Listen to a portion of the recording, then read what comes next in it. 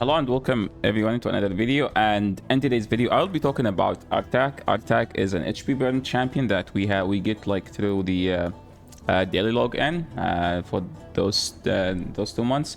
And Artak is like right now is one of the best HP burn champions in the entire game, one of the best PvE champions in the entire game. I know lots of people featured it like as a generalist and everywhere in the game, Hydra, spiders, and yeah, and that's basically most of it. But like what I want to use Artak, is a bit different. I feel like he is the best Ice Golem champion in the game. I know like lots of people don't like Ice Golem, but whether you like it or you don't like it, it's a content that exists in the dungeon, and it has one of the best gears in the game, which is the reflex gear, and there's like some buffed gears as well, so it's not as bad of a dungeon as it used to be. Artak, basically his A3 HP burn heals him a bit and restored back his destroyed max HP. His A2 activate the burn plus decrease attack. What makes him extremely good for Ice Golems that he burns and he decreases attack. I don't think there is another HP burn champion that does both. Like because before this Ice Golem hard, for you to be able to do that, you need an HP burn champion and you need a support champion that can support the burner and that has decreased attack. So stuff like Rorak, like the Sylvan Watcher, it's like Ultimate Death Knight. What's her name? The other champion from the Shadowkins. This one, Kayuko, because she has decreased attack as well. So any champion that heal and decrease attack is good as a support. Any champion that has HP burn and is good for the Ice Golem. So how did I build him? Basically regen gear. I did not fully max his gear because I think my friend said that my gear is a bit more than average. I do believe that it's not the best gears out there. I've seen Artak soloing Ice Golem without the need for a support champion. I cannot do that. So the stats I have him now: 73k HP, 3200 defense. This is a bit low, by the way. For Ice Golem hard, you always aim for 4000 at least. Always.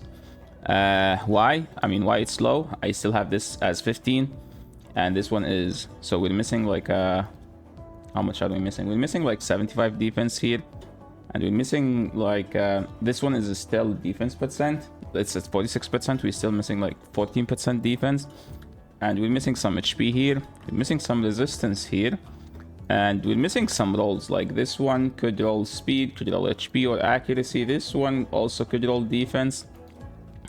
And always for champions that do not have the greatest defense, you need an HP amulet or a ring. So this is like I would say like an average defense. What does that mean? You don't need like both accessories to be defense. You could run either, but you either do it like this, like the way I have it, HP chest. Oh no, never mind, this is accuracy chest. He doesn't need HP chest because he has lots of HP and he will get lots of HP just by having some HP percent rolls. Do I think this is the best? No, I can literally push him much more, but I think this is enough for what I want to use him. So the way I want to use him, I am someone who either farm the hardest dungeon, like I would go hard 10 or 20. I don't do anything in between. So if there is a fusion, I farm dungeon 20. Why? Because I don't want to spend silver and I don't want to spend gems and energy, because dungeon 20 gives you the best points for the dungeon divers. And if there is a 3x speed, 3x savage or region, I just farm the hardest dungeon I can do. So I cannot do Fire Knight 10, I can do Fire Knight 6 and 7. How does he do in Spider 10? In Spider 20. Can he solo it? Let's see. Again, his gear is not maxed out yet, is not fully maxed out yet, so we can see we can compare it if you don't have the most ideal gear. So this is the average stats that I have right now, and we will see. Can he do Spider 20? I've never done a Spider 20 solo. I built my Tyrant like literally 1 week before this thing came out, which was like a bit of a waste of resources. Like I would like to get my books back, but it's not gonna happen, let's be honest. Yeah, imagine building another HP burn 1 week before Artak comes to the game. Hopefully we can find another use. So what I did, though, basically when I built Tyrant, this thing came out. I'm gonna switch this to Ice Golem and take Tyrant to Hydra and Doom Tower. Okay. And okay, that was an almost 1 minute solo. Let's see. Can he do it in that 1 minute? If he, because Tyrant does it like in 2 minutes plus. So if this can do it in 1 minute, that would be huge. Okay, we're already above 1 minute. So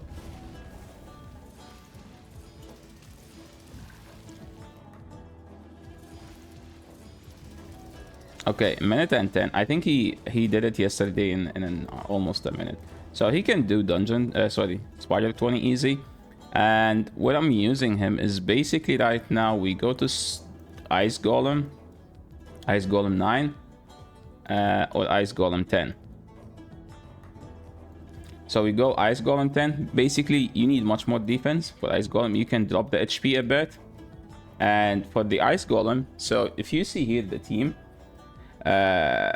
what's his name? Pythion and Artak are basically to do the boss. The other 3 are to get you through the waves. So if you don't have Seer, Ghostborn, or Keimer, you need 3 champions to get you through the waves. And those 2 champions, Artak and Ice and Pythion, you need them to solo the boss.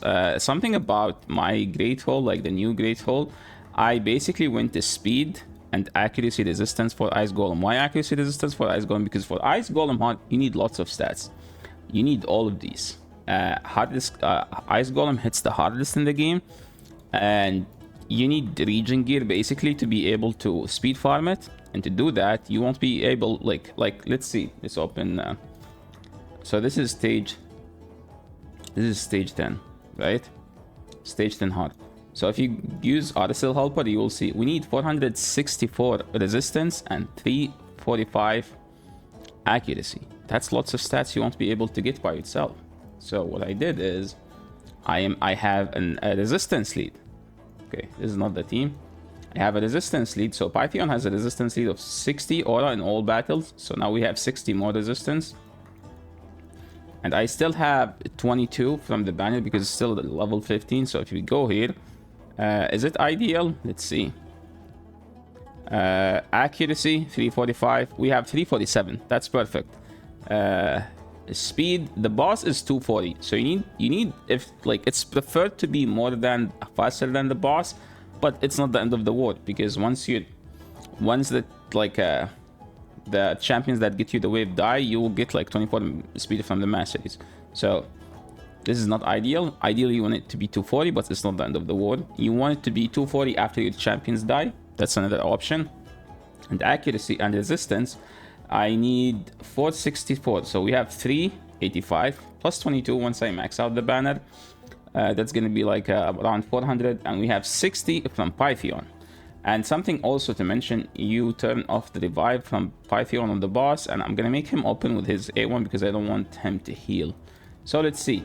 Can he do it with the current build right now or no? Or I need to fully max him out. So again, we're not fully maxing him out just because for the people who don't have as good of a gear as the one I have. I always recommend farming Sand Devil to improve your region gear. I know you're not supposed to do that. You're supposed to do that only for arena champions. But like, what are you gonna do? Like you need to farm better region to farm Ice Golem and Dragon, so you can farm better gears for your PvP. So if you don't have the best PvE champions, I don't think it's the end of the world. My Pythion is in Bolster and Retaliation. Why Retaliation? I think Retaliation now is the most underrated 2 pieces of a gear in the game. Look at that. He's literally like taking down 3 champions. Pythion healing with the A1 every time he counter attack. My Pythion is around 100,000 HP. So every time he counter attack, he heals by 10,000 HP. Is this gonna be like my best time so far? I don't have an Elva. Elva would be much better than Pythion, like more safer. But if you don't have an Elva, and that was my best time. Wow, I didn't see that coming. The best time, the one before was 2 minutes and 10. Because of when I used to use what's his name, Tyrant. Now let's just fully max him out. Okay, let's get some good rolls, please. Give me defense percent. Thank you. Let's give it some love. That's a good one. Okay. Here, what do we need? We need accuracy. No, I actually need resistance the most. You just need to call it, okay? Okay, we need speed now. Now we need just the speed. I wouldn't mind the HP percent, speed and H, okay? We get the second option. This one, I just don't, please don't give me attack. Give me speed. I still need 1 speed, by the way. Now we hit the threshold speed and we are faster than the boss. Now I literally don't care what I get here. Speed is ideal. Accuracy is good. HP is good. Attack is the worst one. You get HP. Wow, this piece has so much HP now. So he was... Okay.